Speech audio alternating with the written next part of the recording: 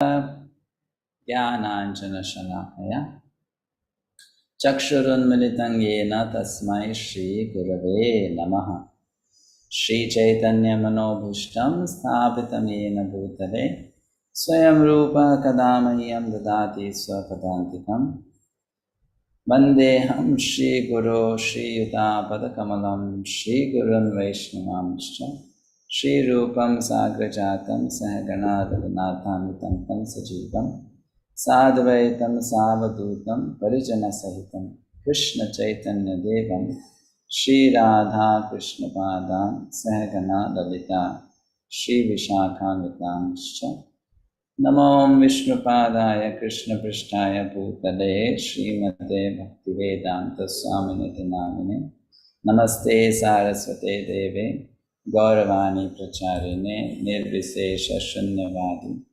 Paschatya Deshatarine Namo Mahavadanyaya Krishna Prema Pradayate Krishnaya Krishna Chaitanya Namine Gaur Kushe Namaha He Krishna Karuna Sindhu Deenabandho Jagatpate Gopesha Gopika Kanta Radha Kanta Namostute Tapta Kanchana Gaurangi Radha Vrindavaneshwari Vrishabhanusute Devi Pranamami Haripriye Mancha Kalpatarubhyascha Kripa Sindhubhya Evacha Patitanam Pavanebhyo Vaishnavebhyo Namo Namaha Jai Shri Krishna Chaitanya Prabhu Nityananda Shri Advaita Gadadhara Shivasadi Gaura Bhaktavinda Hare Krishna Krishna Krishna Hare Hare Hare Rama Rama Rama Hare Hare. Thank you so much for joining us live. In this session, we are studying chapter 3 of Bhagavad-gita, and in chapter 3, we have so far covered up to verse number 20, which we had yesterday, the discussion. So, in this discussion yesterday, we covered the topic of rising from Karma Kanda to Karma Yoga. We understood what Karma Kanda is, what is Karma Yoga, why Karma Kanda is important for a certain class of people. They need to grow gradually. The purification happens step by step. And then they come to the stage where they understand that because everything I receive from the Supreme Lord, I should give back to the Supreme Lord in gratitude, in love. That's how the process of yoga begins. Then we discussed that if Arjuna, let's say, would argue, I don't have to work because I don't have any material desires, nor do I want anything. So then Krishna in that situation replies back to Arjuna, even if you are qualified to give up your duty of fighting and going to the forest, there are so many who are not qualified and they will just follow you blindly. So in order to teach them the right path, you do what actually they are supposed to do, just to show them. So you work in a detached manner to set a good example for others to follow. That's where we stopped yesterday. We'll continue from that today. Namostute Vyasa Vishala Buddhe Fullaravindayata Patra Netre Yena Tvaya Bharata Taila Purnaha Prajvalito Jnanamaya Pratipaha Prapannam Parijataya Totra Vitraikapanaye Jnanamudraya Krishnaya Gita Duhe Namaha. Set a proper example. So, first, let's read the verses that we are supposed to read in this section. Going to chapter 3, verse number 21.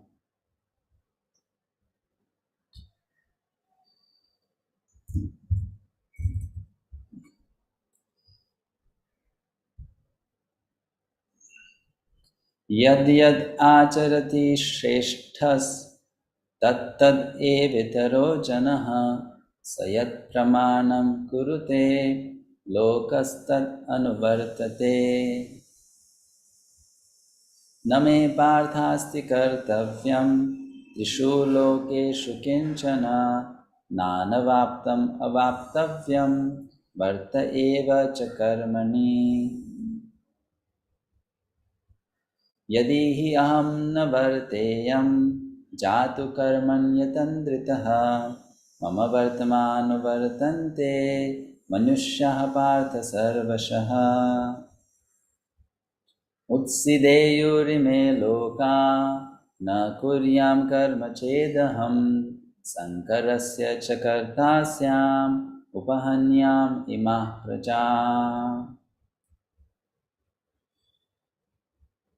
Okay,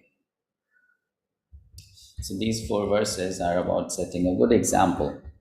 Verse number 21 is pretty famous, and you will find Srila Prabhupada quoting it quite often, and even devotees of ISKCON, when they have to give some kind of seminar to leaders talking about leadership principle, then they will quote this shloka, yad yad acharati shreshthas tat tat evitaro janaha. Means whatever a great man performs, common people generally tend to follow that. And we see that principle quite uh, commonly in day-to-day life. People just follow the great people, sometimes even blindly, without judging well whether it is correct or not to follow such people. They just follow, and that's on that basis that advertisement industry is, cheating people, the common masses, the public. That they will any person who becomes little famous, they will try to use that person as a brand ambassador for some particular product, and then market that product on that basis. People will buy because that person is now advertising for that product. So here we'll discuss on some principle which will be very applicable to us in our life, if we have the role to play as a leader. Reflect. Have you come across people subordinate to you who have tried to copy you or imitate you into doing things for which they were not really ready or qualified? Why such a phenomenon takes place? You might be in a position where you are, by the Supreme Lord, given some, opulences, some facilities, some good qualities, skills, abilities, and you have a superior position compared to others. So in that situation, people who are below you, they try to copy you or imitate you. And many times you may also notice that that imitation is not good for them. They may end up, ruining their own life if they just imitate. But still people do that. Still people tend to do that. So why it happens? Why people do that? Why people try to copy? Kavita Mataji, you can now unmute yourself. Yes. Hare Krishna, Prabhu.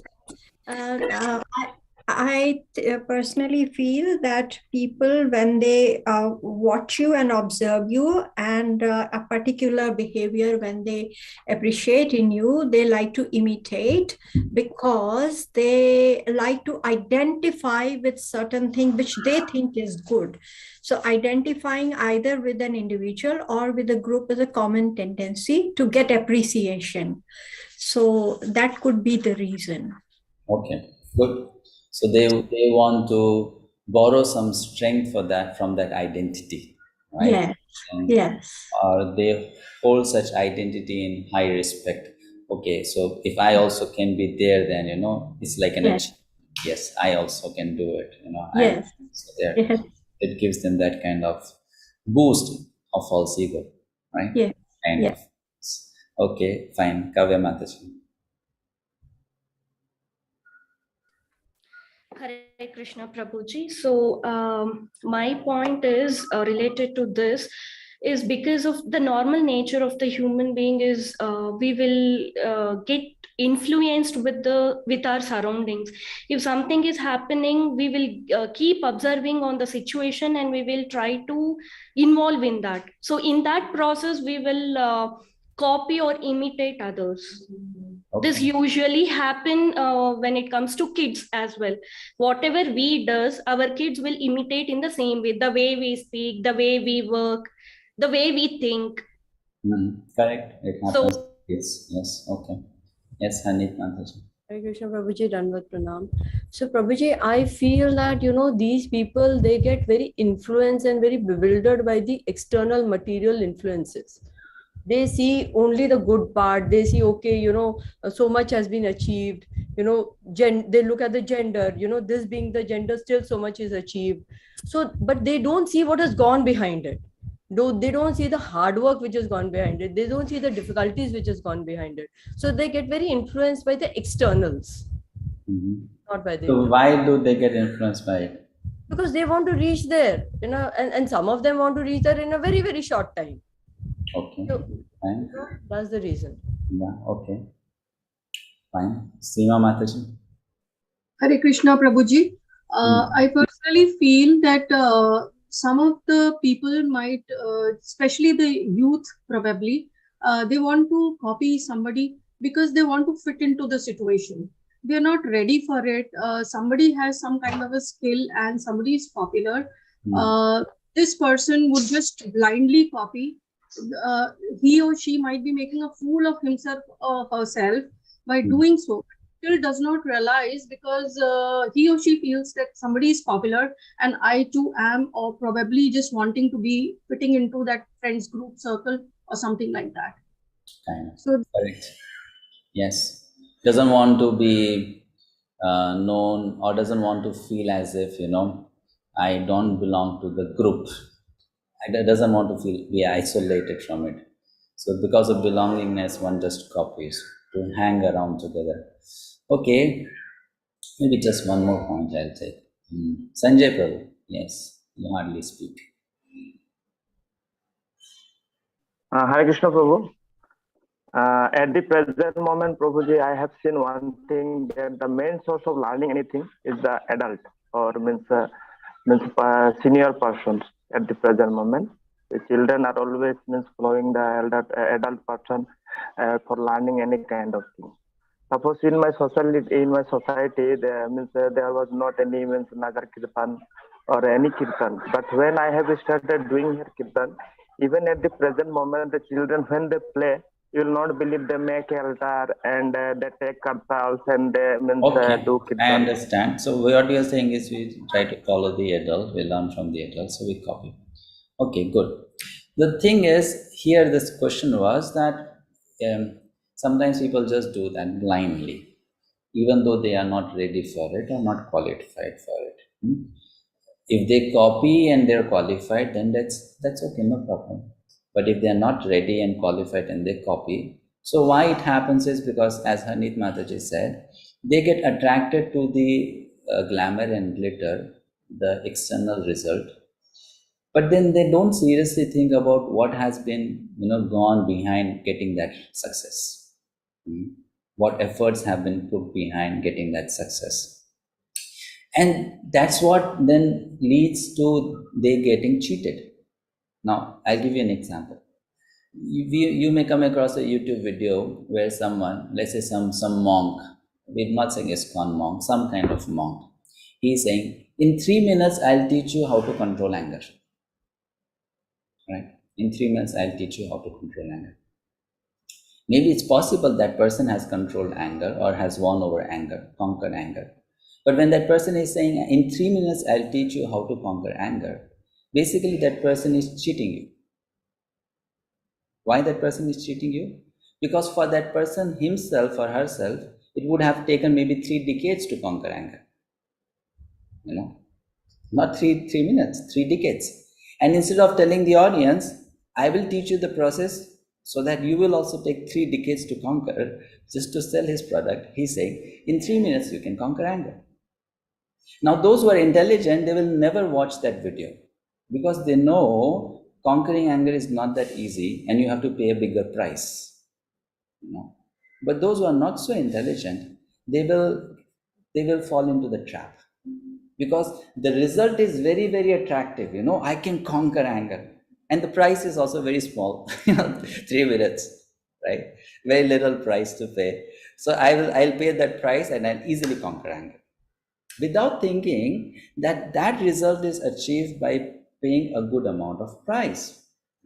So generally, the tendency of people is that they want to achieve big things without paying a big price. They want to achieve big things without paying a big price. And they want to copy people without looking at the qualification of that person whom they are trying to copy. Okay, this person is at this particular stage in life, success, beauty, intelligence, education, achievement, but what has gone behind? Without looking that, we just want to become like that person. It is not possible, actually. That's why His Holiness Bhakti Swami Maharaj, a great personality and a great leader who was, when he was present on planet Earth, he was counseling, celebrities, business magnates, politicians, amazing personality. In one of his books, he writes, if a successful person tells you, you can become as successful as me, that person is only cheating you. That person is only cheating you. That successful person can only teach you principles how to become successful. But that person cannot tell you that how successful I am, you can also become. Why? Because you are starting the journey from somewhere and that person started the journey from somewhere. That person is coming with some past karma and you are coming with some past karma. Right? Isn't it? That person has a certain level of consciousness, you have a certain level of consciousness. So that person can only show you the path and teach you the techniques. But how much success you are going to get, that's not going to be the same as that person. So he said that in this way, people try to fool others and people get fooled. But actually, an intelligent person, whenever we try to learn from others, we should also see where do we stand and evaluate ourselves properly.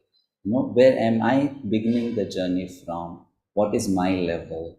And then learn, right? But generally people don't do that. So Krishna is telling Arjuna here, Arjuna, you see, you may be qualified to take sannyas, but then here there are so many who are not qualified to take sannyas. And without giving, a second thought to the idea, they will just jump into that. Because you are taking sannyas, oh, Arjuna is taking sannyas, we should also take sannyas.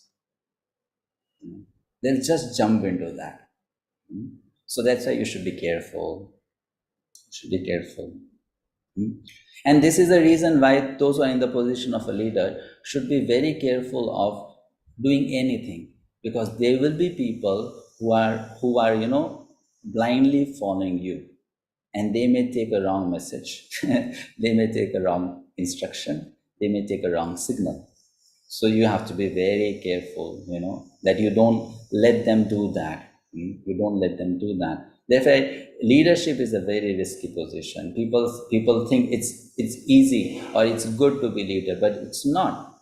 The more people are getting influenced by you directly or indirectly, the more responsible you have to be.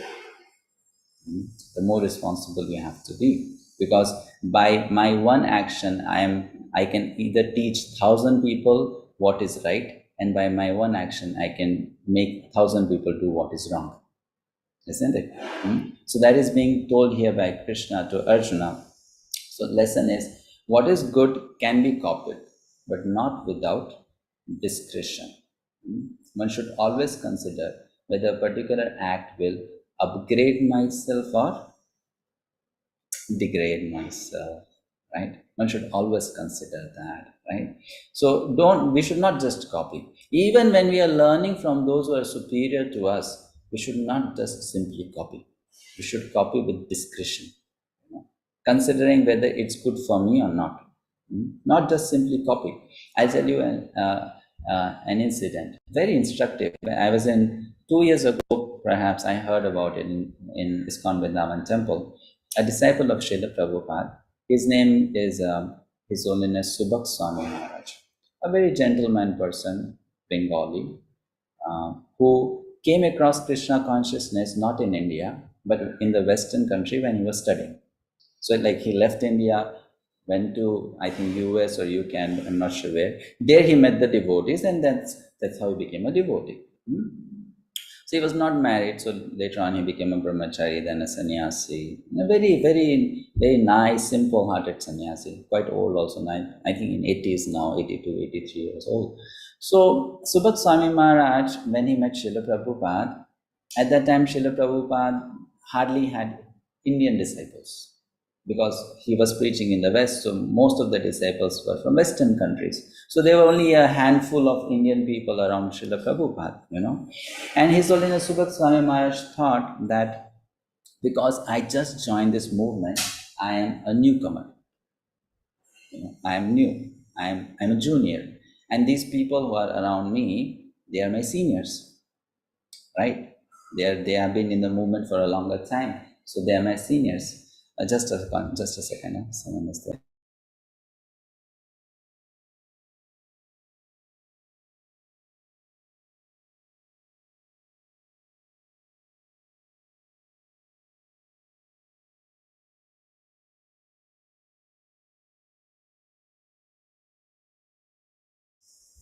I'm sorry for the interruption. So what happened is, His Holiness Subhak Swami Maharaj thought, these all devotees, they are senior to me, and I should learn from them. Okay. So they were all sitting together for honoring prasadam. And because all these other devotees were from West, they did not really know the Vaishnava culture of serving and honoring prasadam. So they were just doing what they used to do, And Subhak Swami Maharaj thought, because they are my seniors, I should learn from them. Inside he knew this is wrong, because he's coming from a very cultured Bengali family. So he knows this is wrong, this is not what he has seen in India. But then he thought, because they are my seniors, I should learn from them. So he started copying them.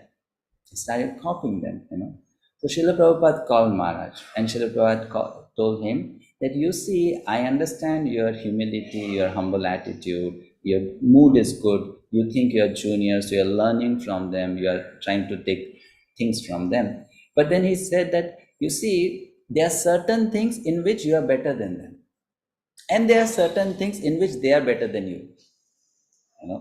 So in those things in which they are better than you, you should learn from them. But in things in which you are better than them, you should not learn from them, you should teach them. Right? You should not learn from them, you should teach them. So he said, don't copy blindly.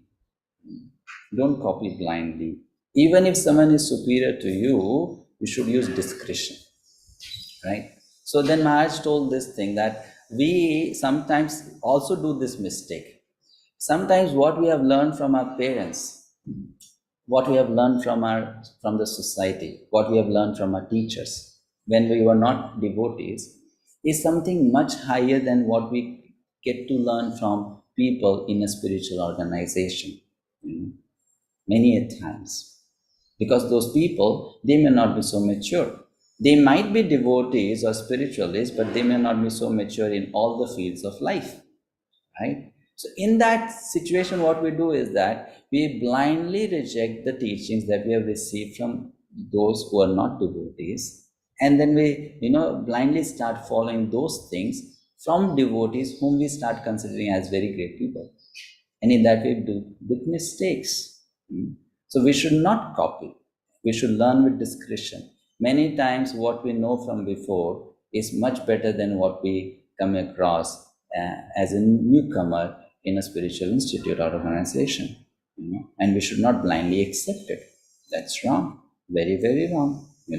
So this is only possible if a person is solidly found situated in knowledge and is not just doing things whimsically, then it's possible.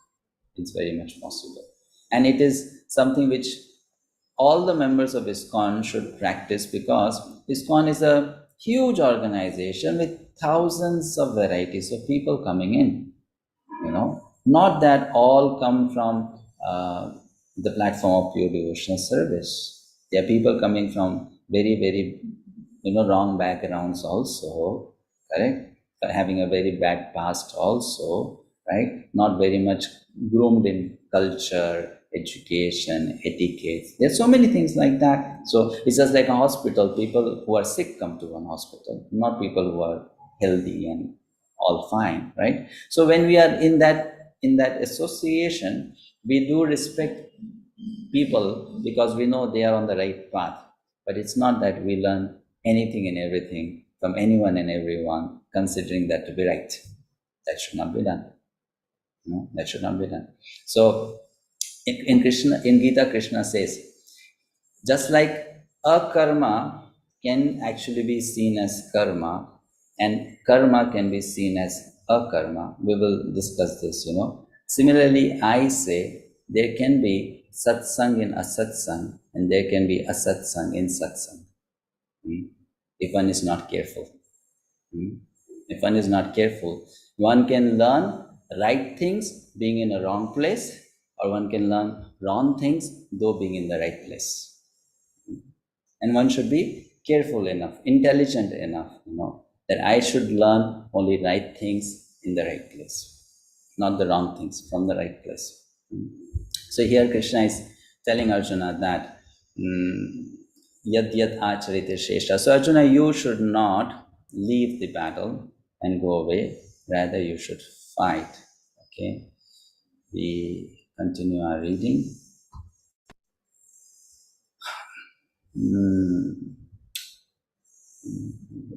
Vinod Prabhu, would you like to read, please? Hare Krishna, Prabhuji, Dandavat Pranam. You are a leader. The king or the executive head of a state, the father and the school teacher are all considered to be natural leaders of the innocent people in general.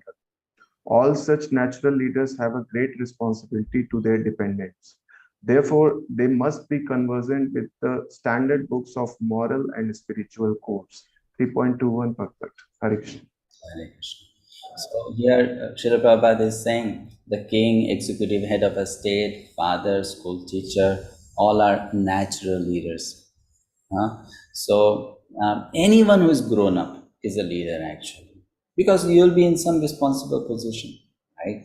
As a mother, father, as an employee, anyone who's grown up is a leader. So this thing has to be, taken into our system by people, that when I am in a responsible position, I am not just living for myself. I am living for others.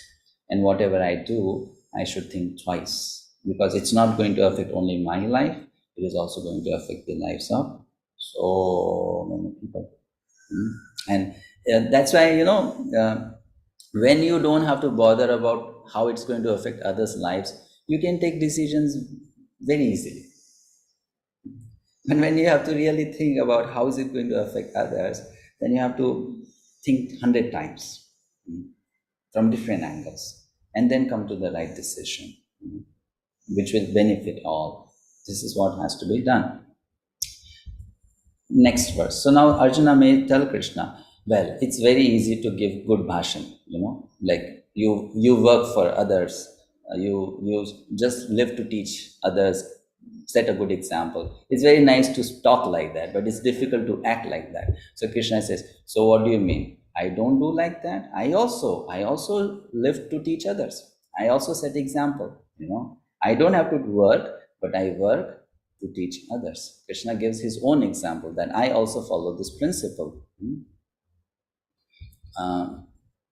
Na me parthasti kartavyam trishu lokeshu kinchana nanavaptam avaptavyam varta eva cha karmani. O son of Pritha, there is no work prescribed for me. Who will prescribe for Krishna? I mean, someone has to be above someone to prescribe, right? So there is no one above Krishna who will prescribe for Krishna that this is what your job is.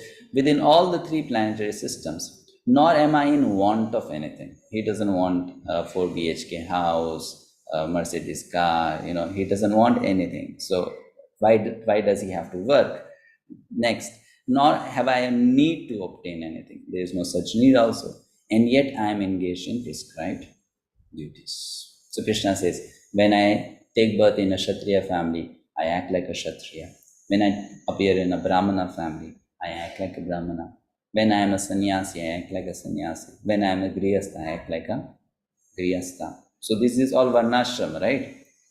As per varna and ashram. And he says, I do. Not that I am supposed to do or I need to do, but still I do. So I do that to teach example, to set a good example, to teach others. Okay. Usha Mataji, please read. And yet Lord Krishna is engaged on the battlefield of Kurukshetra as the leader of the Kshatriyas, because the Kshatriyas are duty bound to give protection to the distressed. Although he is above all regulations of the revealed scriptures, he does not do anything that violates the revealed scriptures. 3.22 purport. He doesn't do anything that violates the scriptures. Now we'll do an activity here. Just discuss. First of all, let's list out some incidents or episodes where Krishna has actually done things which seemingly violates the scriptures, or the incidents which are seemingly immoral.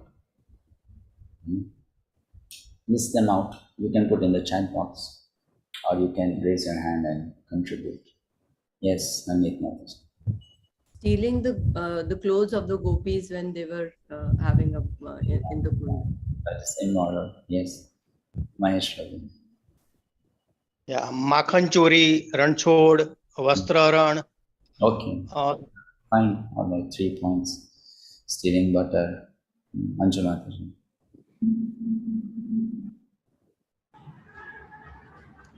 Prabhuji, I was supposed to say this Rancho, but okay. So that even Rukmani Haran, so that was also against. Yeah, kind of against only, because the marriage is already fixed, and then you come there and just kidnap the girl and go away from there. Okay. Guru Mayu Prabhu. Hare Krishna Prabhuji. One incident was like he broke the vow that he will not participate in the Mahabharata war against the Bhisma. He took the chariot wheel. And another incident was like, that is not Krishna. That is another avatar. Sorry. Okay, so Krishna is known for telling lies, right? Cheating, isn't it? He who told Arjuna, Karna is there, his wheel is stuck in the mud, you kill Karna. And Arjuna said, this is against rule. How can I kill Karna? He's on ground and I'm on chariot. This is against rule. I should also get down from the chariot and then kill. And Krishna said, forget all this. You kill. I'm telling you, right? So many places we see Krishna breaking the laws of war, breaking all those laws, not following them, right? Arati Mataji. Hare Krishna Prabhu. Marrying 16,000, he had 16,000 wives, and that is one. Okay. Usha Mataji. Hare Krishna Prabhuji. I feel when he had guided him also to how to kill Jarasandh, because Jarasandh is there and Duryodhana is also there. Due to his guidance only, otherwise it was not possible. Right. So again, cheating. Rasheshwari Mataji. My answer was the same thing I was going to say. How he guided Bhima to kill Duryodhana. Correct. Okay. Neha Mataji. He sent Draupadi previous day to Bhishmacharya. No, not Draupadi. Not Draupadi. To get those 5 arrows, right? Yes, Prabhuji. Okay. Fine, but there was no cheating there, basically. He played a trick. There was no cheating. He played a trick. Yes, Vijay Kumar. Hare Krishna Prabhuji. Regarding Krishna told to Yudhishthir Maharaj to say that Ashwatthama elephant has died. Correct. Fine. Okay. So again, lying. So we see there are incidents like that. Now, if Krishna says, I work to set a good example, then why does he engage in these kinds of activities? In this way, is it not confusing people? Because then people will do what Krishna did and then say, we just do what our God does. Our God is like this, what to do? The problem is with our God. Our God does all these things and we just do what our God does. So he lies, we also lie. He cheats, we also cheat, right? He steals away the garments of young girls, we also do the same thing. So what's wrong? We just do what our God does. So people will say it. So isn't it wrong on Krishna's part? In Bhagavad-gita, he's telling, I work to set a good example. But then he doesn't do always. He works in ways which is not at all setting up a good example. So why is Krishna doing all that? Yes, Anshumata. Prabhuji, this is the higher cause, Bhaktivinoda. So that is the higher cause. For higher cause, the lower cause can be just sacrificed. Fine. So he is sold in the hands of the devotees. All right, good. And Kavita Mataji? Prabhuji, I think Krishna wants us to use our discretion when we observe these kind of things, and he's telling us what not to do. With your intelligence, you should also see what not to do in life, what not to imitate or copy. Okay, fine, yes. Guru Mai Prabhu? One incident that I set an example in that context, I would say, Prabhuji, he wanted to teach Bhishma that even though you have taken the vow, the personal vow, it doesn't matter if adharma is coming. So even Krishna has taken the vow. If something adharma is there, he's ready to take violate his personal vow in order to want to spread dharma. Okay, good. Ushamataji? Prabhuji, actually Krishna loves his devotees. And he can do that answer is correct, but I am asking here, trying to answer the question from the angle it's being projected, that won't these kind of activities of Krishna confuse people? Okay, fine, Krishna loves his devotees, it was done to protect his devotees, Bhagavad-gita, all that is fine, but we are asking here that when Krishna acts in that way, won't people get confused? And people do get confused. So why then Krishna acts in that way? If he's God, he should know that if I act in these manners, then it's going to confuse the innocent public. And the innocent public will then do wrong things and then will put the blame on me. Because you did, we did. So then why are such things happening? Being God, he's all-knowing. So then he should have a foolproof system, right? Foolproof system that no one can break into that system and do anything wrong, taking his name. That's the point we are asking here. That as a leader, is he not failing to set a good example? As a leader, is he not failing to set a good example? Prabhuji, if it is for a greater cause, and if you use diplomacy, it is acceptable. Okay, fine. So then people will say, we also will become like that. We'll not be straightforward. We'll be diplomatic like Krishna always. And then we'll say, for some good cause, unknown cause, which I cannot tell you, I cheated, I did this, I did that, right? So Mahesh. Yeah, actually there are two things. Purpose is very different. So without knowing purposes, we can't just imitate somebody. Number two, Krishna did so many other things. We cannot be selective in taking only the one which benefits. At a very young age, he killed Putna. Okay, that is the solution which you are telling. You are coming to the third question. I am not asking about third question. I am asking about second question. Third question is, okay, solution. You take certain things from Krishna, don't take certain things from him. Right? But I am asking about the second question. Satyadevta Prabhu. Maybe I was thinking he bewilders us in some situations by these acts and wants to test our faith in every situation. Okay. That's I was thinking so. Okay, fine, good thought. Rasheshwari Mataji. I hope you are understanding the question. Then you answer. Yes, Mataji. Prabhuji, I feel we are not at the same level. He's at So? a much, much superior level. So we should not imitate him. We should Okay, that only is the follow. solution. I'm not asking the solution. I'm asking why Krishna does such things. You are coming to the third question. You are answering the third question. Okay, so the answer is this. Krishna does such things because Krishna wants to prove to people that though he comes on our platform, he is not like us. He wants to set the distinction, the difference very clearly. So this is something which a leader has to do. When you are with your followers and you just always let them feel that you are like them, they will start taking you for granted.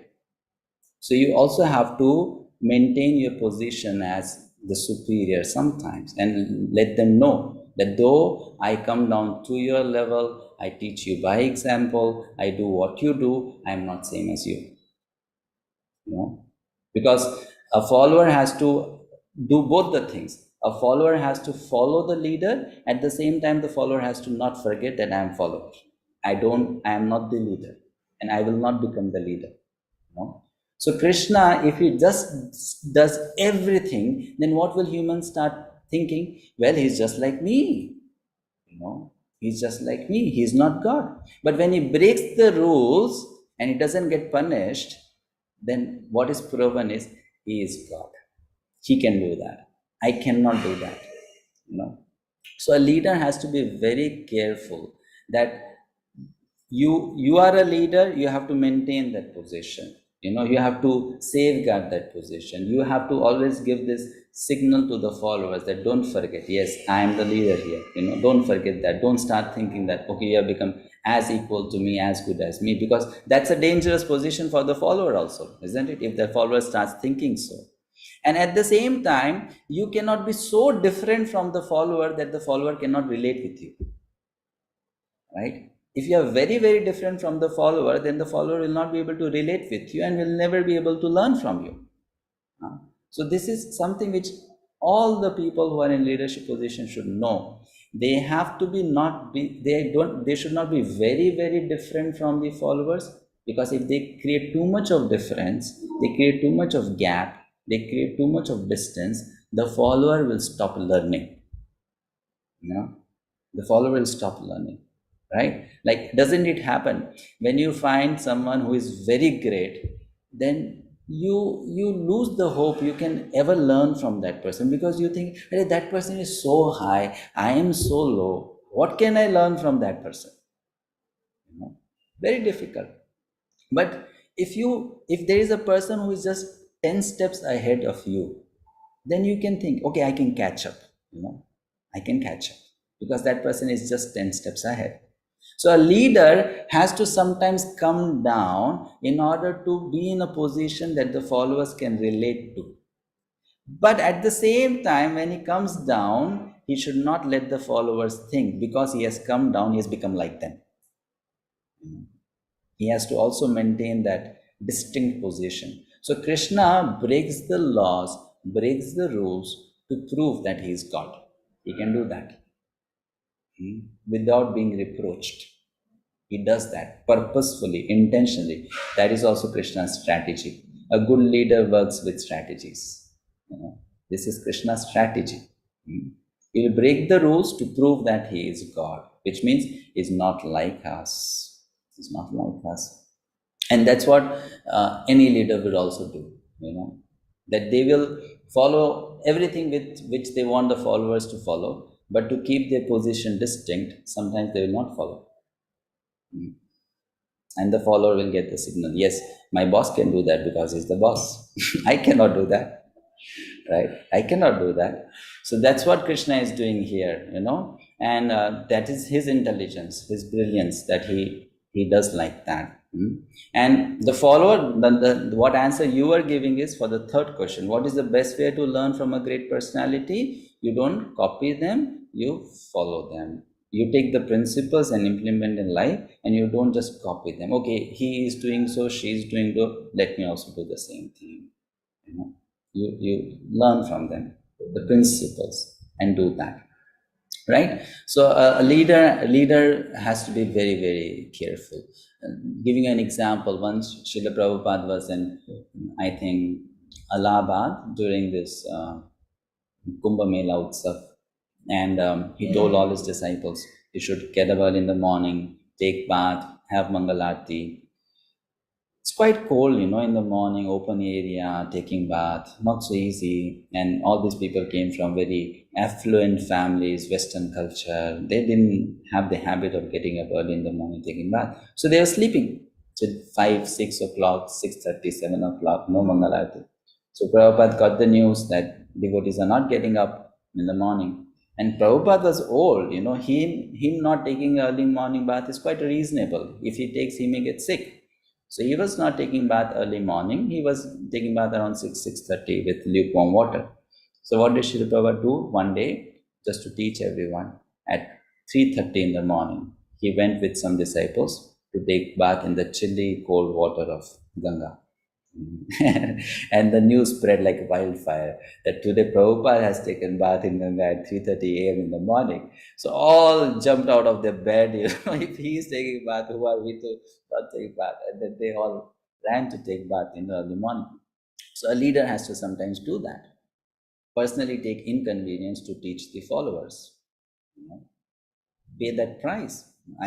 I'll tell you another, I'll not take name. In one temple, it so happened that the spiritual master observed that the senior brahmacharis of this temple are asking the junior brahmacharis to wash their clothes. Because we are senior brahmacharis, so we cannot wash clothes, let the juniors wash. Because the guru is living with them and the servants of the guru washes his clothes, so we should also have a servant. So then that sannyasi, that guru, what he did one day, in front of everyone in common, washroom area, he washed his own clothes, just to teach everyone, I'm washing my clothes, you should also wash your clothes, like that. So a leader has to sometimes do such things, but not always do such things. Because if you always do such things, then the followers will start minimizing your position. Minimizing your position. So Krishna knows how to keep the balance, both ways, right? Let the followers relate with you, and at the same time, let the followers not minimize your position. Krishna knows how to do that very well. Okay, let's go to next verse. Yadi hi aham navarteyam jatu karmanyatandritaha mama vartmanu vartante manushyaha partha sarvashaha. For if I ever fail to engage in carefully performing prescribed duties, O Partha, certainly all men would follow my path. So he's saying that if I don't do what I am supposed to do because I've taken some positions in the society, common people will just follow me and they will imitate, and there will be an imbalance in the society. Next verse. Utsideyurime loka na kuryam karma chedaham sankarasya cha kartasyam upahanyam ima praja. If I did not perform prescribed duties, all these worlds would be put to ruination. I would be the cause of creating unwanted population, and I would thereby destroy the peace of all living beings. Purport. Okay, please read. Someone can please read. Aarti Mataji. Hare Krishna Prabhu. Yeah. Follow, not imitate. The Lord is the father of all living entities. And if the living entities are misguided, indirectly, the responsibility goes to the Lord. Therefore, whenever there is general disregard of regulative principles, the Lord himself descends and corrects the society. We should, however, note carefully that although we have to follow in the footsteps of the Lord, we still have to remember that we cannot imitate him. Following and imitating are not on the same level. 3.24 purport. Very good. Okay. Satyajita bro, please read this paragraph. We should always consider the position of the Ishwaras, or those who can actually control the movements of the sun and the moon, as superior. Without such power, one cannot imitate the Ishwaras, who are super powerful. Lord Shiva drank poison to the extent of swallowing an ocean. But if any common man tries to drink even a fragment of such poison, he can be killed. Yes. There are many pseudo devotees. There are many pseudo devotees of Lord Shiva who want to indulge in smoking ganja and similar intoxicating drugs, forgetting that by so intimating the acts of Lord Shiva, they are calling death very near. Similarly, there are some pseudo devotees of Lord Krishna who prefer to imitate the Lord in his Rasa Leela or dance of love for. Prabhuji, there is this briefcase. Sorry. Dance of love, forgetting their inability to lift Govardhana hill. It is best, therefore, that one not try to imitate the powerful, but simply follow their instructions, nor should one try to occupy their posts without qualification. There are so many incarnations of God without the power of the Supreme Godhead. Thank you. Thank you. Now, sometimes we may end up in situations where people are pushing us or forcing us to take up roles and responsibilities for which we are not qualified or ready. It may happen. Sometimes it happens. It may happen in spiritual circle, even in material circle, that people try to push us to come forward and take up a task. From inside we feel, no, I cannot, it's very risky, I'm not ready for it, I'm not qualified for it. In such a situation, one should have this courage to say no. One should be honest. One should be careful, not just jump into it. Because later on, it may bring a very serious ill consequences. So Prabhupada said here, one should not accept a position without being qualified for it, even if one is being pushed into it, right? Even if one is pushed into it. Only if someone like Lord Krishna says, okay, I am at your back to support you, then one can take such a risk, right? When the Supreme Lord is behind and saying, okay, I am at your back, go ahead, I am there to support you. But without such support coming from very powerful personalities, one should not jump into such. It's very dangerous, right? And in this world, some people may actually try to influence us to take up such roles and responsibilities immaturely. That's wrong. That's not good. That's not healthy. That's not healthy. So we learn that here. Now, attached versus detached. Okay, before I go there, let me give you a break, 5 minutes break, then we start this new session. See you after the break.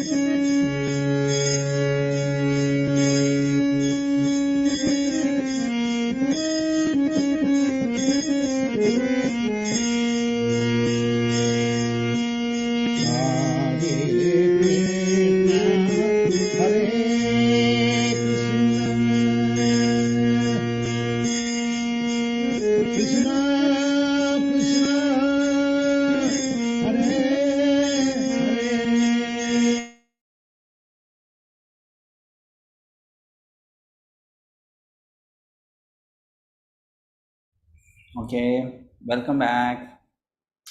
Reading from verse 25 onwards.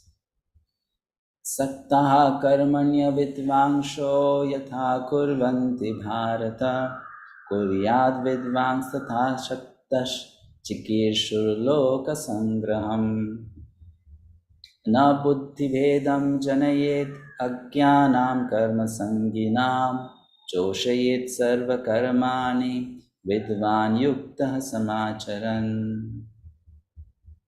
prakrite kriyamanani gunai karmani sarvashah ahankar vimudhatma kartaham iti manyate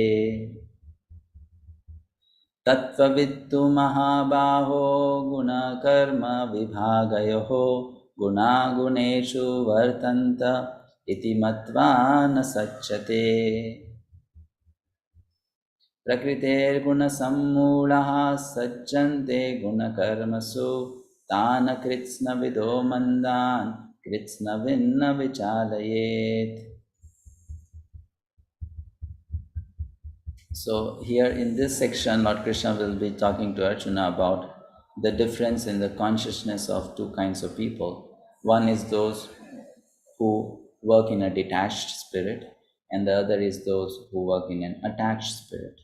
They both may seemingly doing the same thing and may look externally the same, but the consciousness, the intention, the spirit is different, right? So let's look at verse number 25 first. The translation is, as the ignorant perform their duties with attachment to results, The learned may similarly act, but without attachment, for the sake of leading people on the right path. Yes, Vandana Mataji, please read. Hare Krishna. It may look same, but it isn't. A person in Krishna consciousness and a person not in Krishna consciousness are differentiated by different desires. A Krishna conscious person does not do anything which is not conducive to development of Krishna consciousness. He may even act exactly like the ignorant person who is too much attached to material activities, but one is engaged in such activities for the satisfaction of his sense gratification, whereas the other is engaged for the satisfaction of Krishna. 3.25 purport. Hare Krishna. So the lesson is, not just the content should be good, but the intent should also be good. Content is the body, intent is the soul.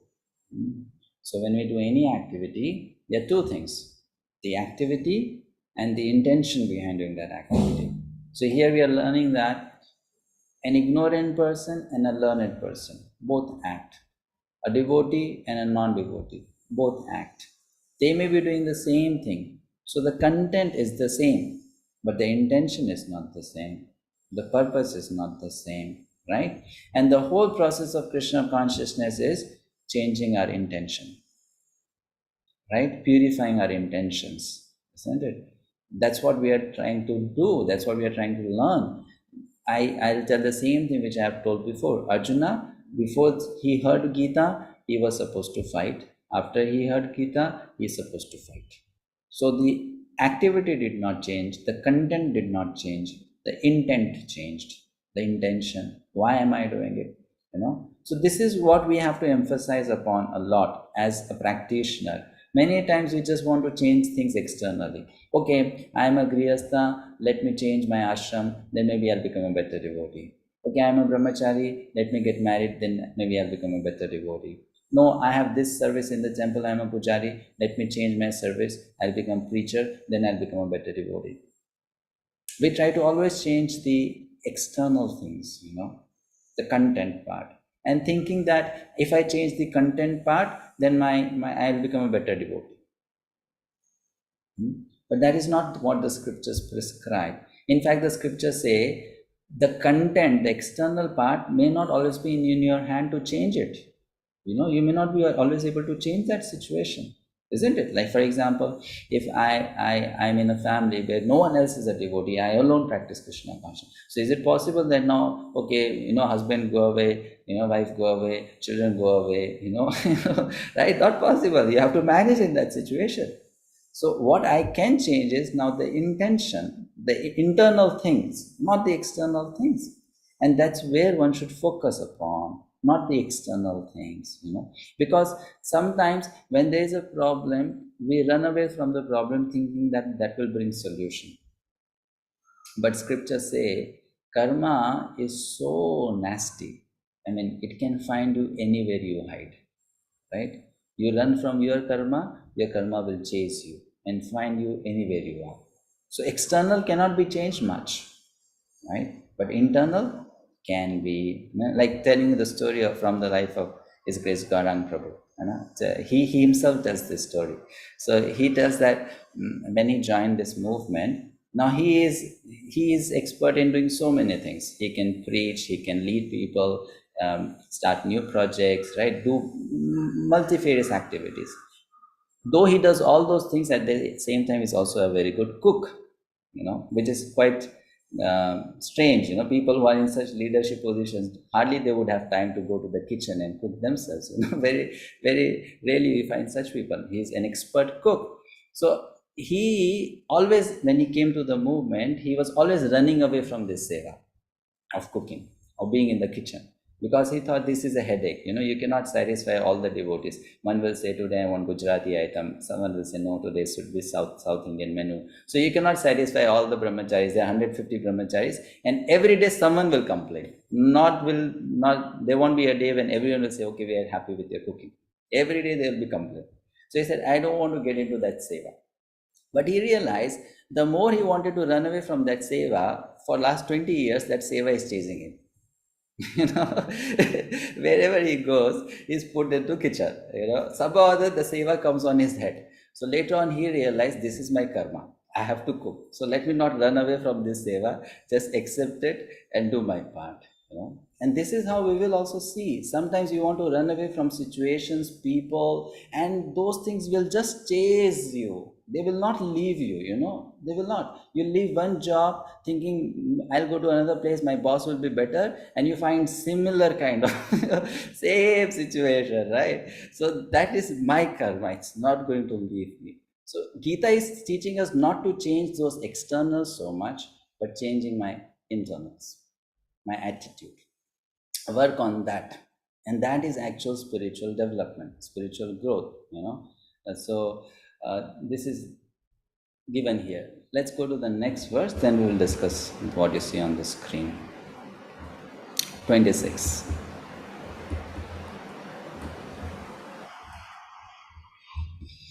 is na buddhi bhedam janayet ajnanam karma sanginam joshayet sarva karmani vidvan yukta samachara.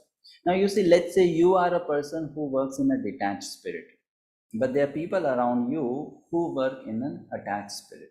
So you feel compassion for them, that why are you ignorant? You also learn to work from me. You should also learn to work the way I work. You also become devotees. Why are you working in ignorance, and in this way committing sinful activities? So you would like to counsel them, suggest to them, try to change their mind. Here it is said by Krishna, so as not to disrupt the minds of ignorant men attached to the fruitive results of prescribed duties, a learned person should not induce them to stop work. Rather, by working in the spirit of devotion, he should engage them in all sorts of activities for the gradual development of Krishna consciousness. So here Krishna is teaching another principle to Arjuna. What is that? That if you are working in the spirit of Nishkam Karma Yoga, but you have people around you who are not working in that spirit, how to deal with those people? How to deal with those people, right? Generally, one would try to make those people also start practicing Nishkam Karma Yoga. But here Krishna is telling, don't try to disrupt the minds of those people. Don't ask them to stop working. Rather, you engage them in work in a way that is suitable for them. So here, how do we understand this? Because you see, the point is, when I already know that someone is doing wrong, why should I not stop that person from doing wrong? Isn't that my duty towards that person, being that person's caretaker? If I know, as a parent, my child is doing something wrong, so should I not stop? As a teacher, my student is doing something wrong, should I not stop? As a guru, my disciple is doing something wrong, should I not stop? Or as a devotee, that so many people in the society, they are doing wrong things, should I not stop them? Should I not tell them, this is sinful, you'll go to hell, don't do all these things? Should I not stop them? And if I say, why should I bother about it? Then am I not becoming stone-hearted? Then I don't care whether you go to hell or not. I don't care. And if I care for them, then Krishna is saying, no, don't try to disturb them. Instead, you should engage them in work. So what one has to be learned from this principle? Because sometimes I have seen this happens with parents a lot. If you become a devotee, then you want your child also to become a devotee, right? And not only that, you want your child to become a devotee, you want your child to become a pure devotee, right? If I am not a pure devotee, still I would want my child to become a pure devotee. That's generally the tendency, that the child should become a pure devotee. So in that situation, we may always try to, correct them, or maybe chastise them, or in different ways try to, bring them to Krishna consciousness, hold them into Krishna consciousness. Same thing can be also with someone who is a counselor and he finds that my counsel is going astray, leaving Krishna consciousness. Now that person has started playing cricket again, which should not be done. So you then tell that person, no, this is wrong. So what should be done in that situation? Krishna is telling that you should not ask those people to stop doing what they are doing. Krishna is telling. You should not ask them to stop doing what they are doing. Why? Why is Krishna saying so? 𝗵𝗵𝗿 Mataji. Hare Krishna Prabhuji. So here my thought is when, as you have already mentioned many times in the classes, when the person's mind is not stable, we cannot teach them, we cannot guide them, we cannot suggest them. So we should actually give some space of time so that they will be in a position to understand what exactly we are trying to tell. Say, for example, if kids are crying so much, if we go and try to stop them, they will not stop crying. So after 5 minutes, they will try to listen us in the same way. Okay. So you're saying you give them some time, some space. All right, Vasanti Mataji. Hare Krishna Prabhuji. As Mataji said, after giving them some time and space, we can try to regulate their activities instead of asking them to stop. We can try to regulate their activities and respond to them, go with them, and then how when we start a car, we take it in the front and take reverse. Like that, go with them and then try to bring them towards our side. I think that will work to some extent. Good example. Taking the car to the front and taking reverse. Seema Mataji. Hare Krishna Prabhuji. I feel what both the Matajis have said, that okay, mind is not stable because I personally feel heart is not pure to that level. So that time space that is being given in due course, a person can be getting convinced by the rightful activities, and hence slowly that purity of heart leads to stability of mind, and that is the time when convincing becomes easy to follow the right path. Okay, good. Thank you, Mataji. Anit Mataji. Prabhuji, we need to encourage them. In the sense, whatever little that they are doing. For example, if a person wants to chant 16 rounds, now I would want, my kids should chant 16 rounds. They will never. Even if they are chanting 10 Mahamantras in a day, we've got to encourage them. So whatever little that they do, we encourage them and we give them activities in such a way that, whatever they like to do. For example, they might be doing professional courses, or they might be studying or doing something, their talent which can be utilized in the Krishna conscious activities. Okay, good. Ashok Prabhu. Hare Krishna.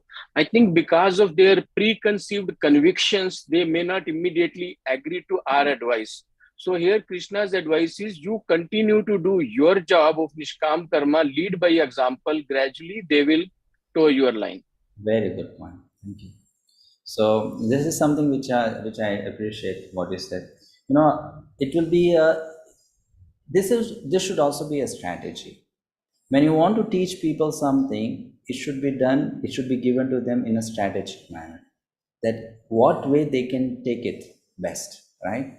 So instead of a parent trying to impose on the child that you be Krishna conscious, let the parent be a very firm devotee of Krishna in all situations of life. And when the child grows up, the child will pick that from the parent, will learn that from the parent, because that child will see my parent has been doing this with dedication, with commitment, not, not doing it half-heartedly, right? So sometimes we take great joy. Okay, my 2-year-old baby is chanting shloka. That's not a big achievement. You know why? Because that is still a 2-year-old baby, right? A 2-year-old baby chanting shloka may not turn into a 20-year-old girl following Krishna consciousness. Because 2-year-old baby does not have any discretion. You ask her to chant shloka, she will chant shloka. You ask her to sing some other things, she will sing that thing also. Isn't it? Right? So that is not a big achievement. But the big achievement is, let's say that 2-year-old baby never chanted shloka, but when she became 20-year-old, she became a very good devotee.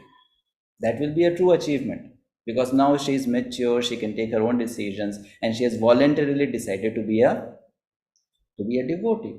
So sometimes in order to make things go fast, we start imposing that, rather than letting the other person grow in an organic manner, isn't it? And learn by himself or herself. We start expediting the process for the other person. Like, I really want you to go back home, back to God it fast, And that's why I want to make things very, very fast for you. That you should pick up things very quickly, very quickly. And in that way, then that person, instead of imbibing that spirit, becoming convinced about it, just becomes a shallow practitioner. I am doing it because my mama is happy if I do it. Or I am doing it because, my father wants me to do it. But internal conviction is not there.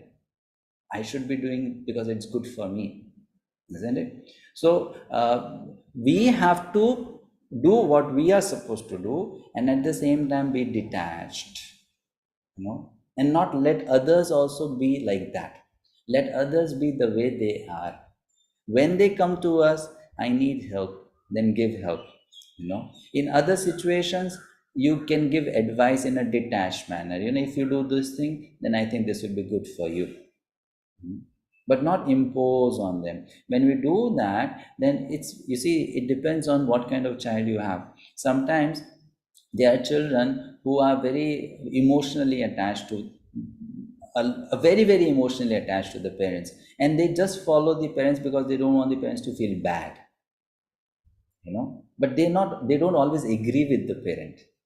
But they just do that because, my mother has done so much for me, and if I don't do this, she will feel bad, So then they are not understanding the importance of doing it. They are just doing it for the sake of showing to the parent.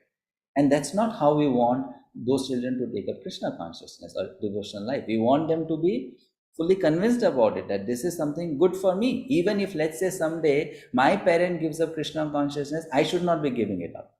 That kind of conviction we want in them, right? That if such day comes, then they should be telling the mother that, why are you giving up Krishna consciousness? You should not be giving up Krishna consciousness. So the approach has to be different. Yes, Anjumata. Yes, Prabhuji. I also wanted to say that everybody has a baggage of past karma. So until and unless that is fulfilled, they will not move forward. So we've got to give them time. Yes, they will not move forward. And we should also know one more thing, that the child has come to this world, whoever that child is, not because that child has been sent by Krishna to deliver other people.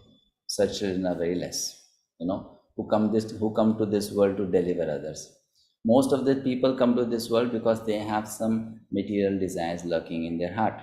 So if the parents, they don't allow the fulfillment of those desires, it's really like choking up that person's, growth, because that person has come to this world to fulfill those desires, and if you don't allow that person to fulfill those desires, you are blocking that person's growth. Even if those desires are material desires, that person has come for that reason only. So we have to let those people fulfill those desires, but in a way that it doesn't, become very dangerous for them. They should not be going too much out of the boundary, but in a healthy manner. That freedom should be given. It should be allowed, and it should not be that we become too strict with them. Because when you hear certain things in the classes, the general tendency is, if I cannot do this, I'll make my daughter and son do this. Right? Because I'm not able to do this because I joined this movement very late, So I'm a hopeless case. But this boy or this girl, this person can take it up.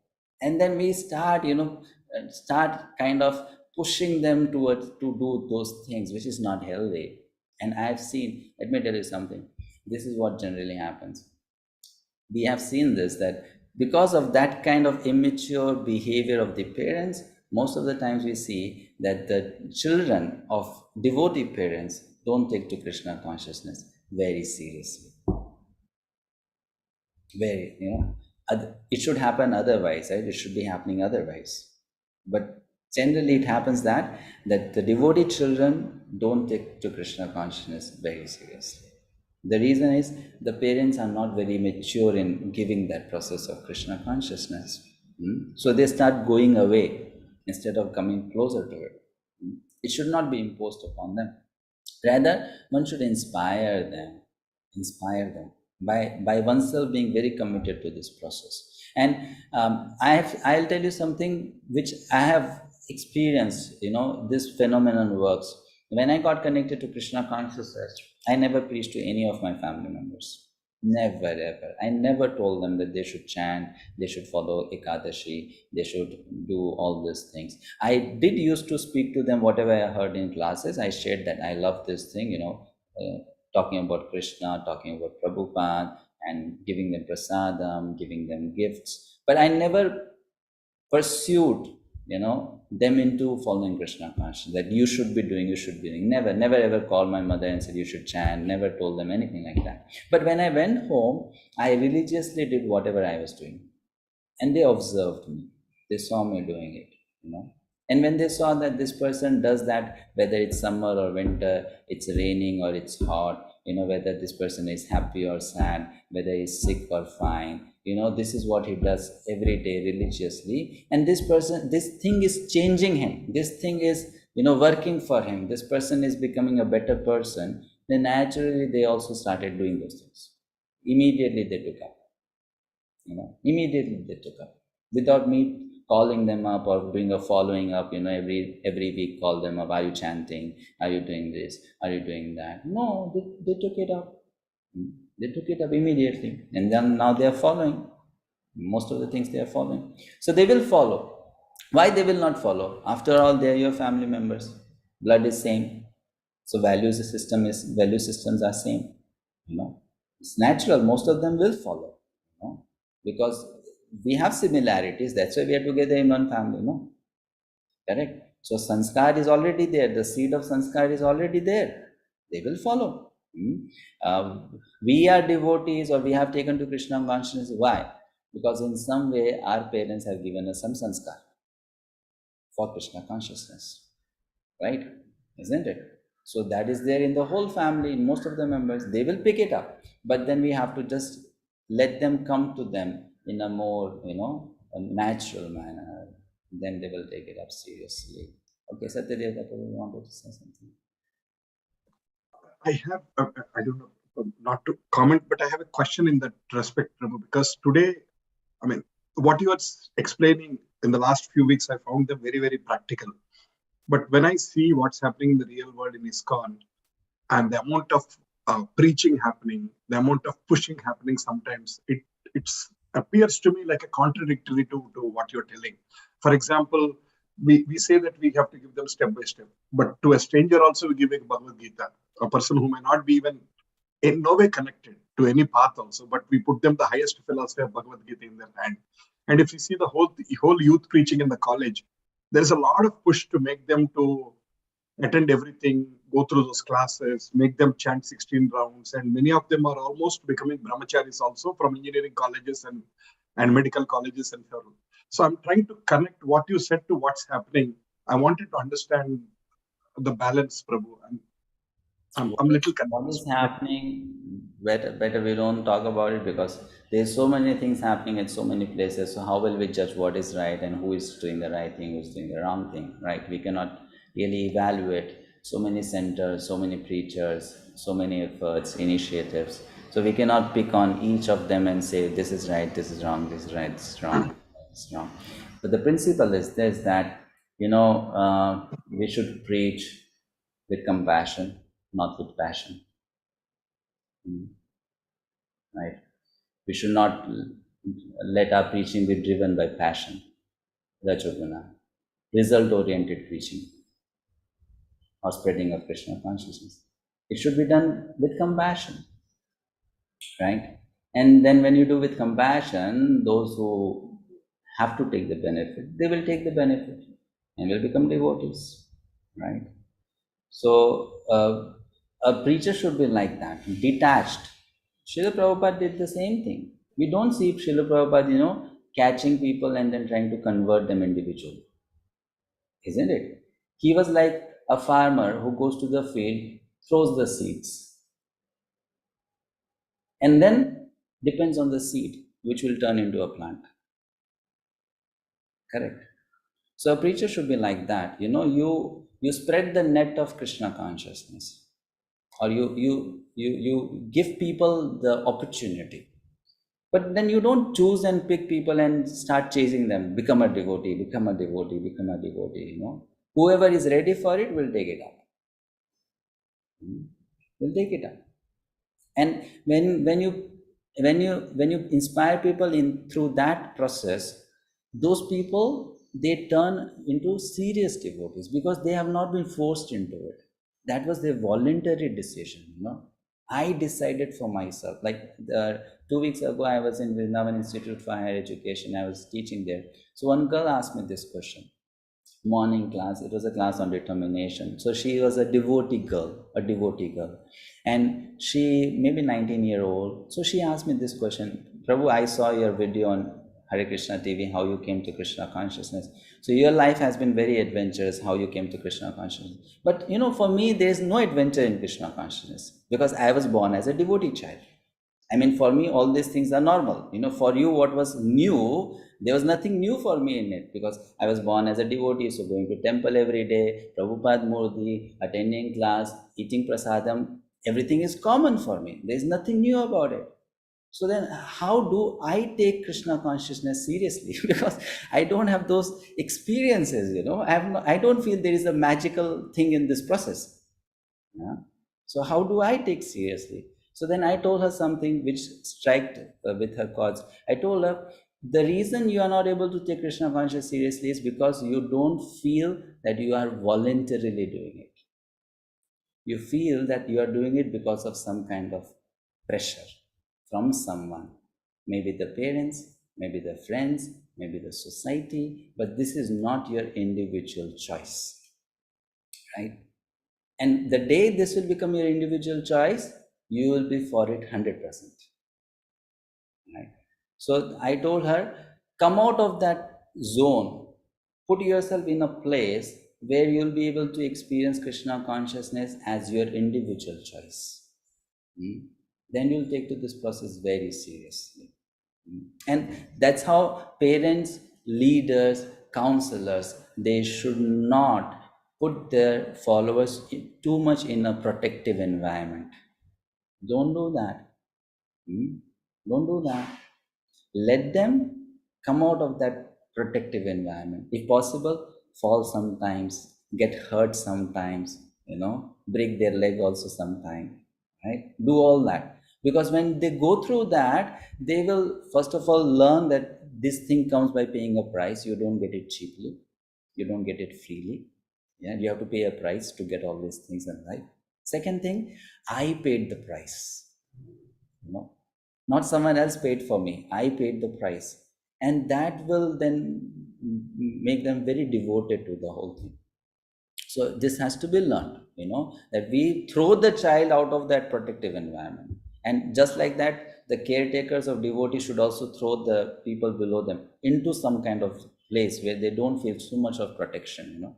Then they begin to practice their dependence on Krishna, dependence on the process, start experimenting with it seriously. And when then they start experiencing, okay, this process works, it helps me, then their conviction increases, faith increases, you know, and then they become more devoted to it, right? So we have to, whatever is going on, it's very nice, at least devotees are putting efforts to preach to people, but then it should be done in a mature manner.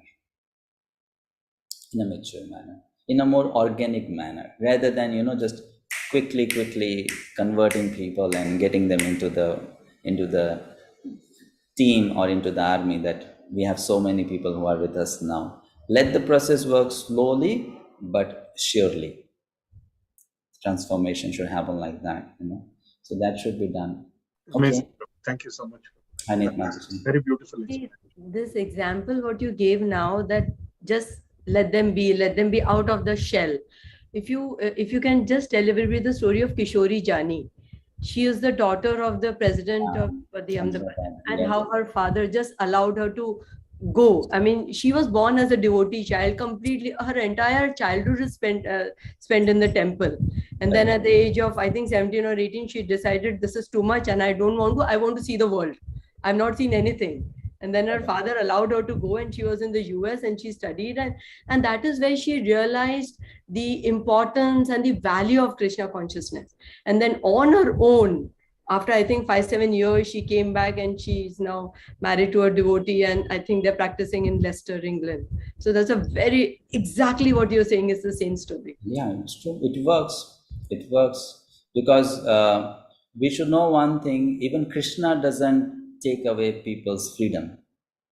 He's not going to do that with Arjuna. At the end of Bhagavad-gita, what will Krishna say? Arjuna, I spoke, you heard, now you decide what you want to do. Isn't it? So Krishna is respecting people's freedom, the right to choose, make decisions. So if he is God, his adhikar, on everyone is much more than our adhikar on someone, right? Right. But when he is giving the freedom, so as parents, as guru, as teacher, as caretakers, as counselors, we also have to give that freedom. Right? We also have to give that freedom. And let those people then learn from there. That's how you make mature, people. Otherwise, you just make blind followers. That's all will happen. You make mature people in that way. And this is something very special about Srila Prabhupada's leadership. He never pampered his followers. He never overprotected them. He rather told them, jump into fire, jump into the field, right? And learn. Isn't it? That's what we see from Prabhupada's way of training people. He did that. So we have to learn that. Okay, no more comments and questions. We will stop here. We'll go to the next verse. After we have completed the verses, then we can definitely take your inputs. So next verse, very important, 3.27. Why does one get attached? Prakrite kriyamanani gunai karmani sarvashah ahankar vimudatma kartaham iti manyate. The spirit soul, bewildered by the influence of false ego, thinks himself the doer of activities that are in actuality carried out by the three modes of material nature. So due to false ego, the person who is attached gets attached, right? Why one is attached? Yes, Vijay Krishna Mataji, can you please read this? Hare Krishna Prabhu. Why one gets attached? The person in material consciousness is convinced by false ego that he is the doer of everything. The person in false ego takes all credit for doing everything independently, and that is the symptom of his natures. Yes. 3.27 purpose. So why a person gets attached? Because a person is thinking, I am the doer. Doership will lead to ownership. Ownership will lead to enjoyership. I did it, so I own it.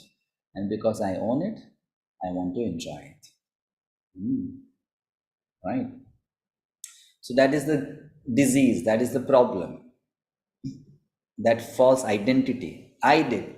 And now we cannot remove that mentality very quickly. It's not possible. We have to purify that mentality. It cannot be removed easily.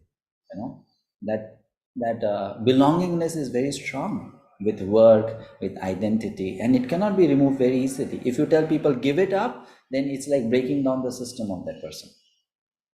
People may even become mentally handicapped if you ask them to renounce prematurely. They may become mentally handicapped because you are stealing away a major, part of their identification. So it may cripple them. It may cripple them. So that should not be done. That's unhealthy. That's why scriptures, they talk about building up the right identification and then giving up the wrong identification. Not just giving up the wrong identification. Building up the right identification and then giving up the wrong identification. That's healthy. Otherwise, it makes a person inactive, makes a person cynical, makes a person frustrated.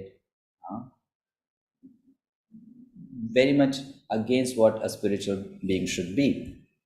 Okay, so this is what happens. We'll talk about this doership mentality a lot more when we discuss other chapters like 5 and 13. Now going to the next verse, 28. Tattvavittu mahabaho gunakarma vibhagayoho gunaguneshu vartanta iti matva na sajjate. One who is in knowledge of the absolute truth, O mighty arm, does not engage himself in the senses and sense gratification, knowing well the differences between work in devotion and work for fruitive results. Next verse.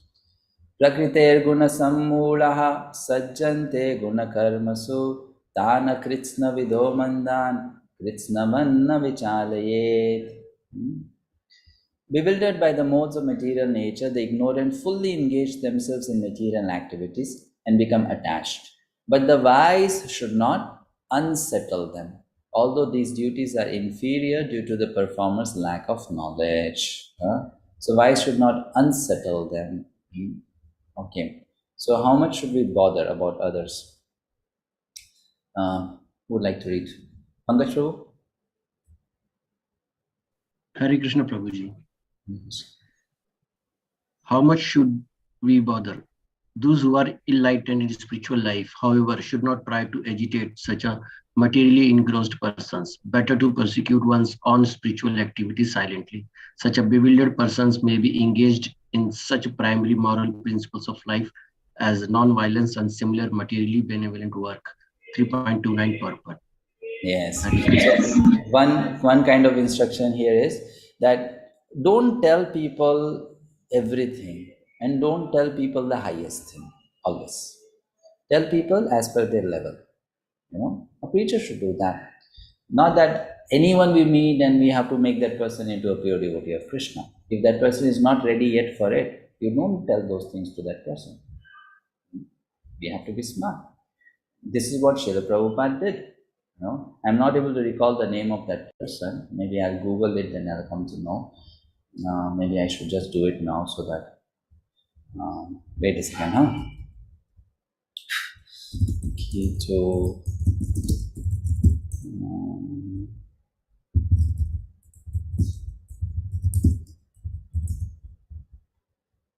Okay. Have you heard the name Peter Burvash?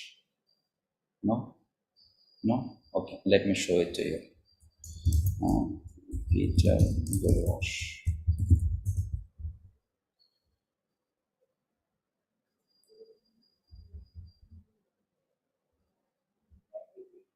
This is Wikipedia.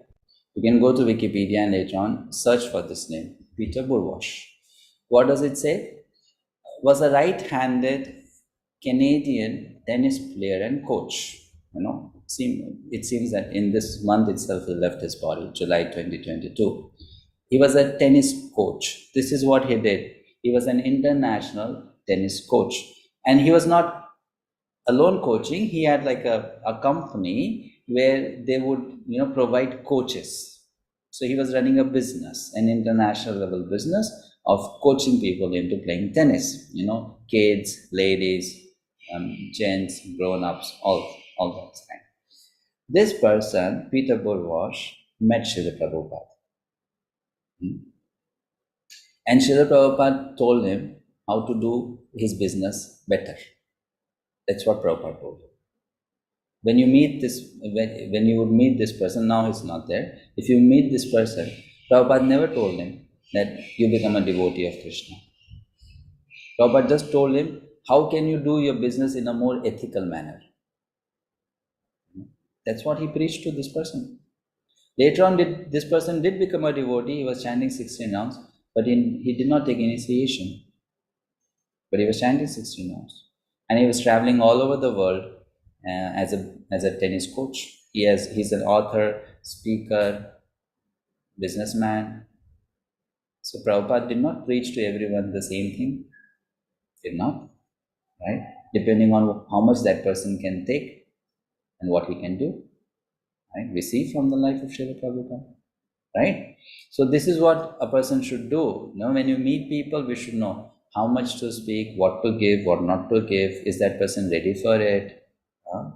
That's how it should be. Because ultimately, we want to help that person move forward. But that moving forward may not be the same for all, because someone is at level 2, someone is at level 4, someone is at level 10. Those who are immature people, They will meet anyone on the street, they will tell, no, you should be also like this, you should also be like this, you should also be like this, you should also be like this. The same solution for all people, same solution for all problems. It's not going to work. It doesn't work like that, right? Cannot be like that. So this is what has to be learned here, that we should be silent when it is needed to be silent. Not that we have to always preach to people, always tell them, give them good knowledge, good advice. The quantity of it. And the next thing then Prabhupada is also saying about devotees, he adds something here. But devotees are kind. Okay. Someone else can read this. Guru Maya Prabhu, you wanted to. Krishna Prabhuji. Men who are ignorant cannot appreciate activities in Krishna consciousness, and therefore Lord Krishna advises us not to disturb them and simply waste valuable time. But the devotees of the Lord are more kind than the Lord because they understand the purpose of the Lord. Consequently, they undertake all kinds of risks, even to the point of approaching ignorant men to try to engage them in the acts of Krishna consciousness, which are absolutely necessary for the human being. 3.29 purport. Yes. So Prabhupada is then creating a contradiction. First he says in the purport that one should be silent, one should not disturb these people. And then he says, but a devotee is more compassionate than the Supreme Lord, more kind, and he knows the heart of the Supreme Lord. So a devotee would like to help. But then we should know one thing. When Prabhupada says a devotee would like to be helped, that help is coming from kindness and compassion. So if it is really coming from kindness and compassion, then go forward and help people. But if it is not coming from kindness and compassion, then don't act out of passion, right? Isn't it? So one should have that genuine concern and feeling for people. Then yes, then we should approach people and tell them, you should take it up. But if you don't have that, then we should not, we should not become the propagators of religious beliefs. Just like so many other religious organizations are there, forcing people into taking up religion. We should not. It should be out of genuine compassion and kindness. Then we can. Because if we have that genuine kindness and compassion, people will get attracted by that kindness and compassion. They will get transformed by that. It will inspire them. It will change their heart. So that should be there. So here is an important lesson, and this is something which I follow. I mean, since so many years, I am into teaching or preaching. This is a principle which I like to follow in my personal service of teaching and preaching. Don't push people to renounce, rather push them towards knowledge. True knowledge will kindle true renunciation. Don't push people to renounce. Push them towards knowledge. Think, use your brain, come across innovative ideas, how we can inspire people towards the knowledge of Krishna consciousness, right? How we can give them this experience of the bliss and joy of Krishna consciousness. Do that rather than just pushing people to renounce, give up, material life, give up. No, it won't work. You have to push them towards knowledge. And when they will get real knowledge, that real knowledge will give birth to real renunciation, true renunciation. This is what Prabhupada also says, renunciation through wisdom.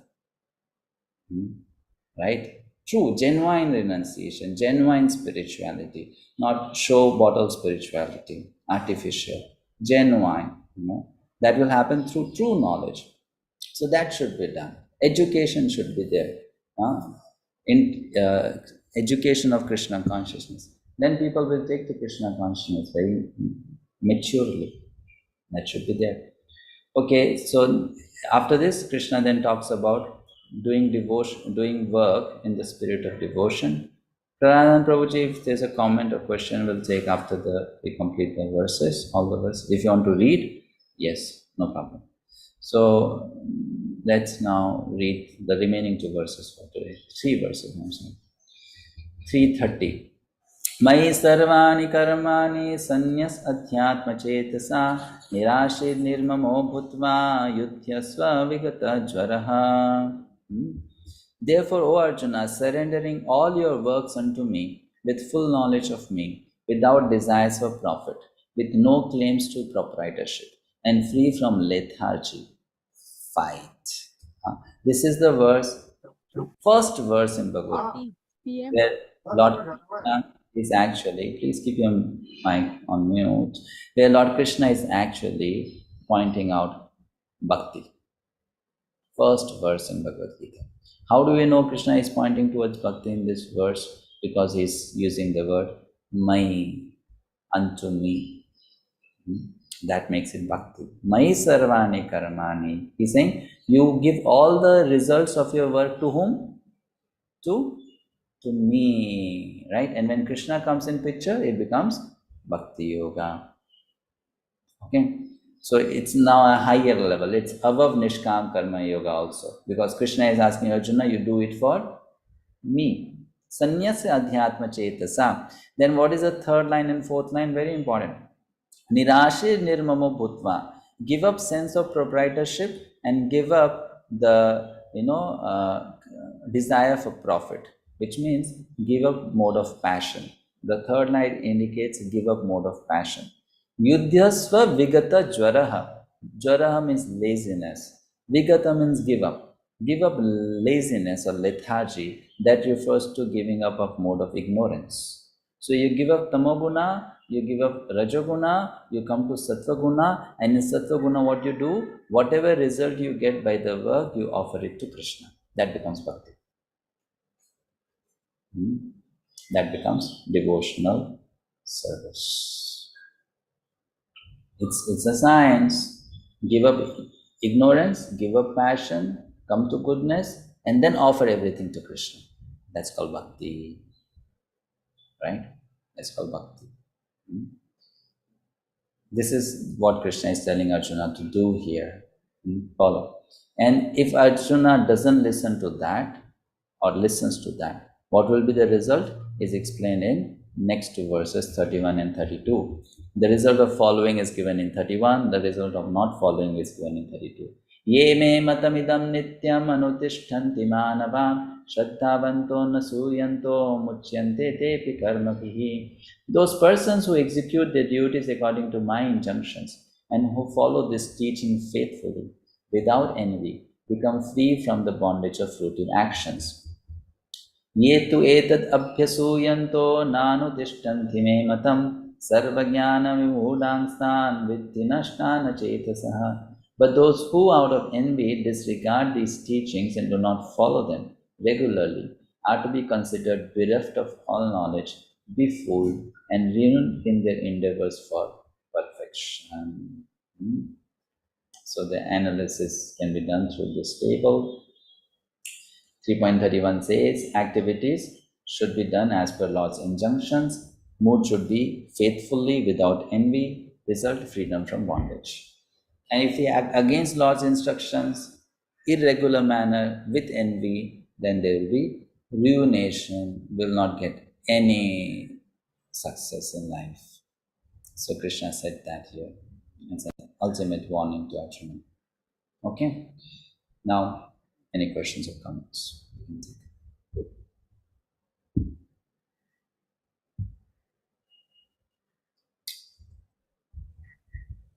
Hare Krishna, Prabhuji, can you share the previous slide once again? That last slide. Just a second. The last slide means the table? The table, yes, Prabhuji. Yes. Seema Mataji, do you have a question? Yes, Prabhuji. Tell, please.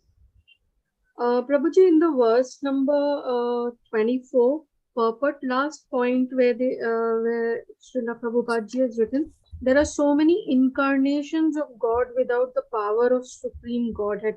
I kind of don't understand the meaning with what perspective that incarnations in inverted commas is mentioned. He's talking about false incarnations. There are people who claim to be incarnations but who are not incarnations. Thank you so much, Prabhuji. Okay. Satyadeva Prabhu.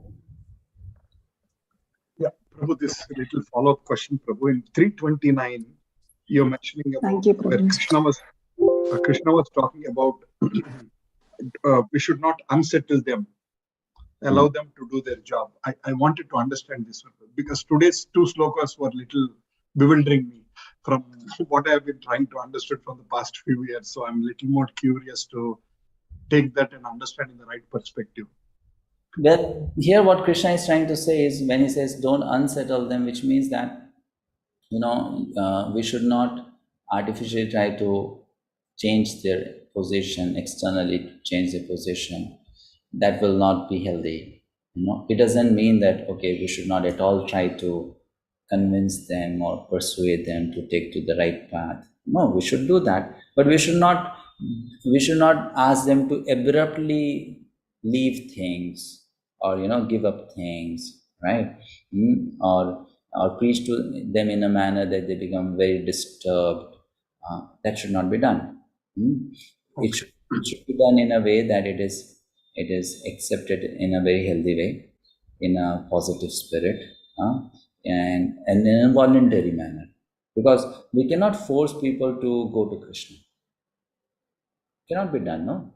Though we want that to happen, but we cannot force people into it. Even Krishna does not force people into that. So we can also not do that. The desire is there that why these people are not taking to Krishna consciousness. It is so nice if they can become devotees. It will be good for them. They'll be happy. They will be, peaceful. Everything will be nice with them. But then we all understand that though we want that to happen, that may not happen. So we should not, try to unnecessarily speak in a way, act in a way, or induce them in a way which is unhealthy. Because people from all walks of life come into, when any preaching happens, people might be following different gurus until then. Regulative principle comes in.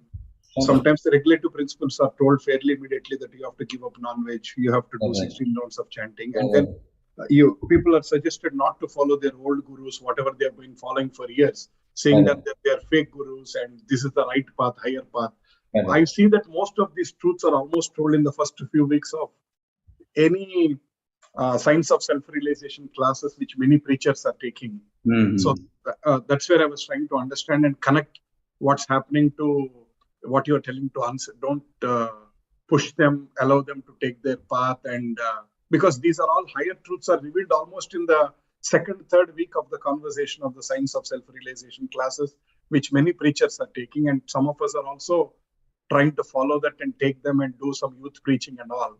So that's where I was quite keen to understand this, Prabhu, so that I don't. Now you see, it depends on what is the audience. Like sometimes the people who come to us are so innocent. If you just tell them everything on the first day, they are ready to accept it also. You get such kind of people as well. You get such kind of people like that. I was also one of that. I just got 2 days of classes and I started chanting 16 rounds. Hare Krishna. Just 2 days of classes. That's all. I needed only that much. So there are people like that who are ready for it. So now we should not then make them go slowly. If they're ready to take the fast path, why to make them go slow? Isn't it? Yes. So we are not saying this is bad or that is bad. We are saying different people, different speed, different approach, different strategy. Some people are ready for the fast path, they can really move ahead fast. So let them move ahead fast. What's wrong about it? And some people are not ready for that. They want to go slow. So fine, that is for them. Isn't it? Okay, so if the preacher says, if you're still trying to follow that guru, don't come to my satsang, then that is wrong, right? Well, it depends on what kind of relation you have developed with that person.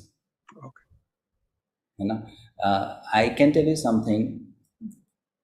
In this world, what happens is that generally people start without having the right adhikar, they start trying to control others' lives. This is a tendency which is seen Similarly. And this tendency may be there in a preacher also, right? It's natural. Conditioned soul means would like to control others' lives. Right? Isn't it? So that general tendency is there because you're coming to my classes, I am preaching to you, you should just listen to me and just do what I want you to do. Isn't it? Yes.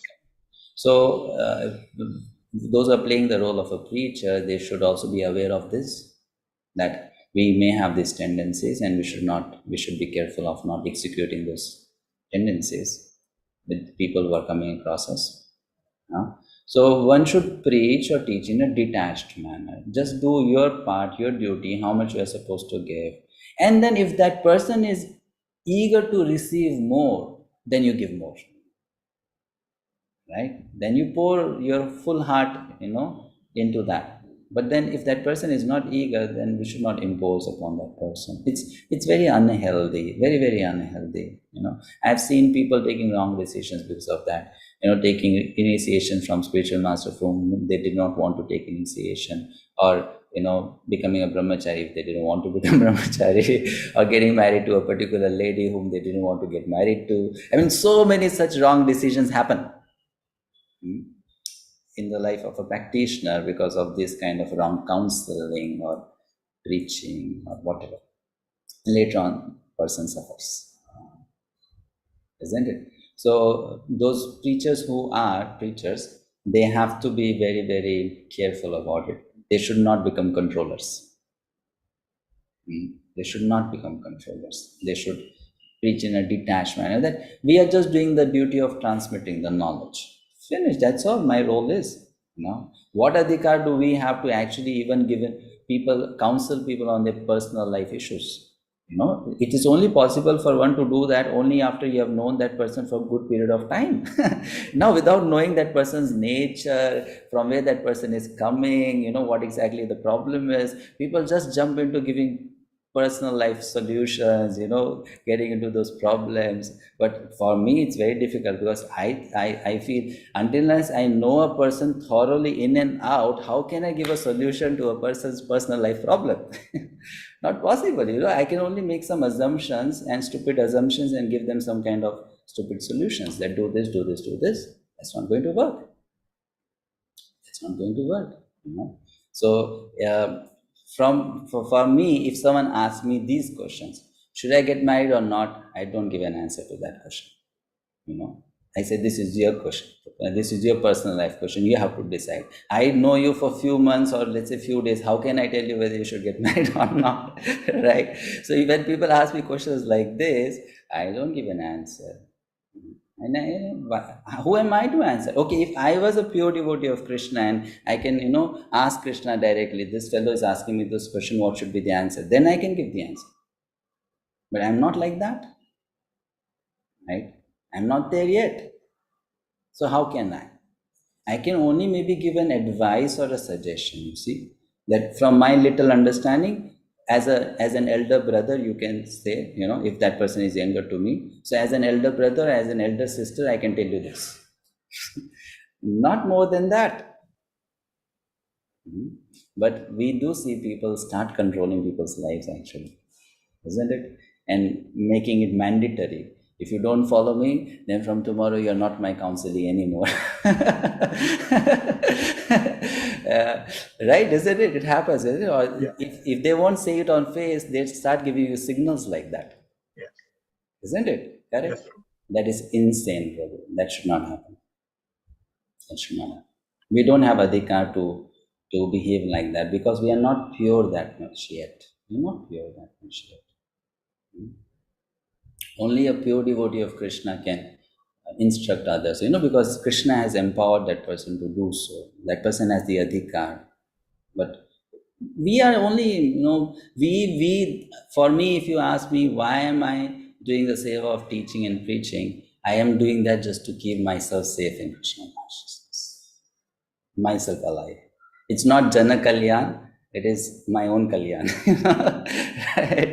It's so by safety, by protection, do the seva of preaching. Not that I want to help people, deliver them, nothing like that. It keeps me safe, it keeps me engaged, it keeps me happy. That's what I do.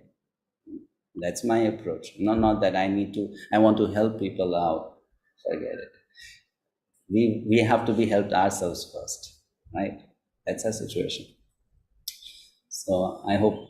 Thank you, Prabhu. I think that's very, very helpful. Summary is basically we have to preach detached, share our information based on their readiness. More and more information can be passed to them based on their taste and interest. Correct. Someone is fast, let that person be fast. Someone is slow, let that person be slow. Right? No problem. Understood. Yes. Thank you. Thank you. Sureka Mataji. Hare Krishna, Prabhuji, Dandavat Pranam. Prabhuji, what to do in those kind of conditions when we are telling, like, say my son, that you just attend a course of Bhagavad-gita. If you feel that there is something to follow, you can follow. If you feel there is nothing to follow, just leave. But still he is not ready to, come into the course. How can we inspire them? No problem. No need to panic. That's okay. But Prabhuji, it's a panic for me because he is in teenage, and you see, that is always there. Such kind of concerns as a parent will always be there. But then we have to also know this one thing, that we cannot really change the course of people's lives so much. Because you see, their karma is also chasing them, no? Yes. Go through those experiences. So we wish well for people, we try to help them when situations are there, but then we don't really demand from them to behave in a certain manner only. And because that would be actually illogical on our part. Just like, do I have full control about upon my life? I also don't have full control upon my life.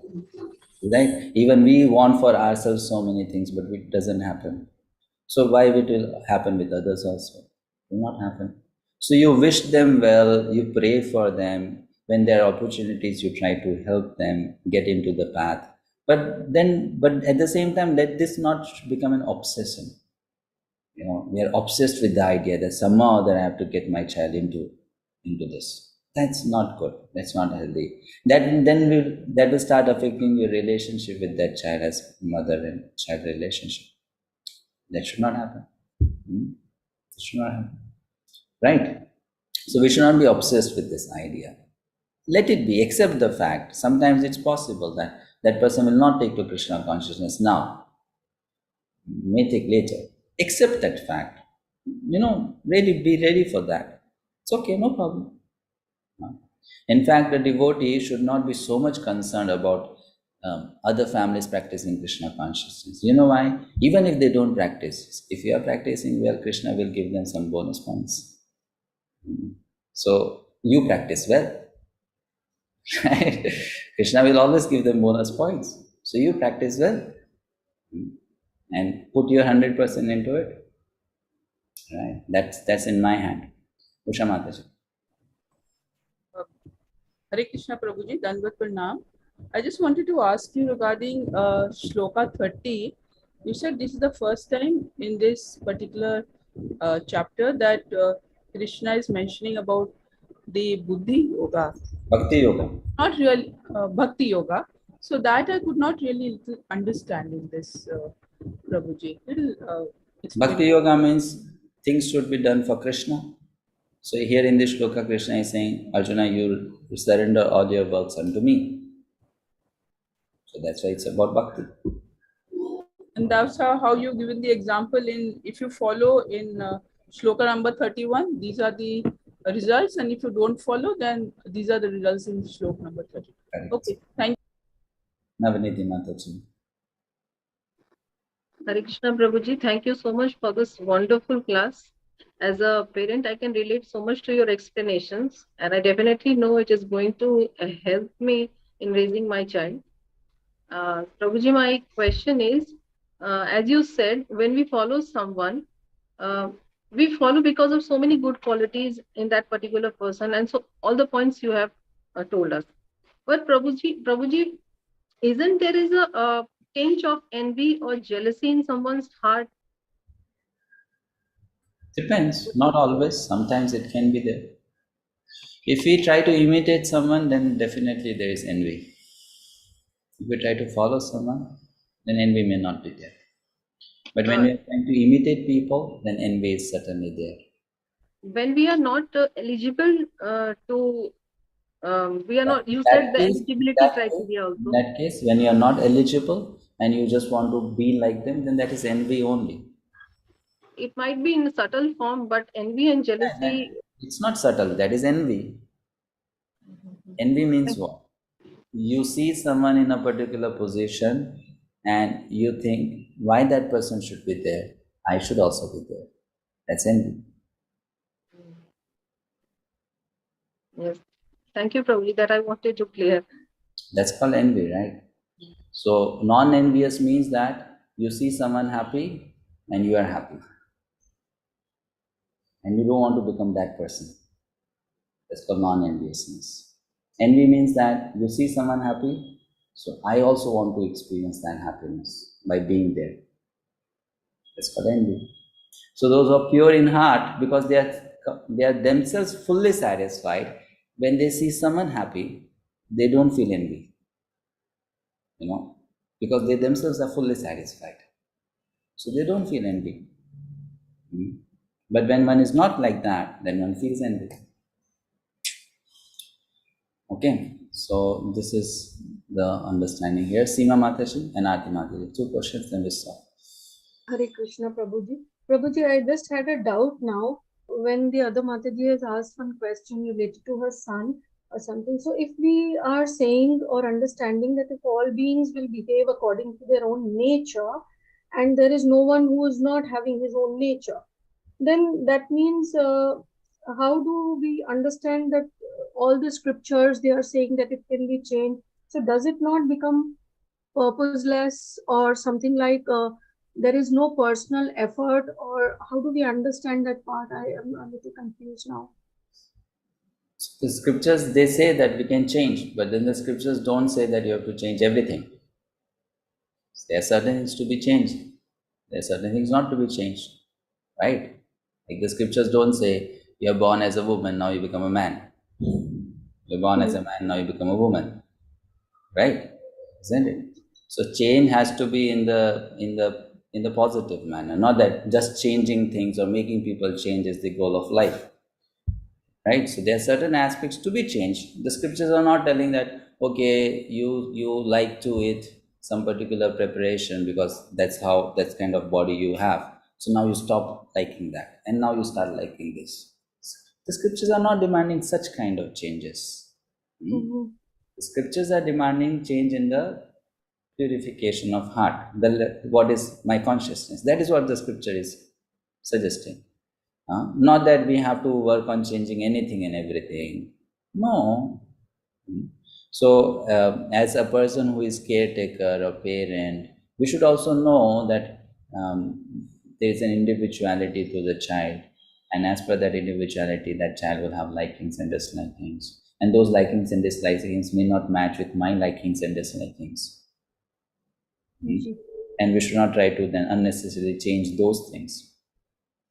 But we should change other things which is needed to be changed. That, okay, this person is a liar, so this person should become truthful.